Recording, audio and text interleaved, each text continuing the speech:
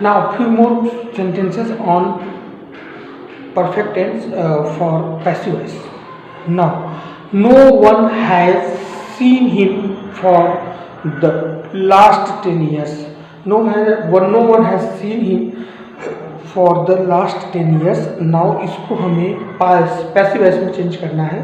तो रिमेंबर क्या था हमारा रूल चार्ट के अकॉर्डिंग कि has, have, been plus verb third noun plus by plus subject.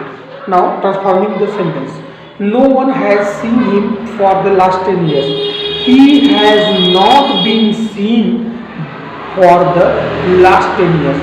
Now you can ask me a question that sir by नहीं use किया गया. by यूज नहीं किया जाता हर एक टाइप के सेंटेंसेस में. जहाँ पर सेंटेंस के नेचर के हिसाब से जो सेंस निकलता है, I have said many times that you have to inculcate a sense from each and every sentence of English.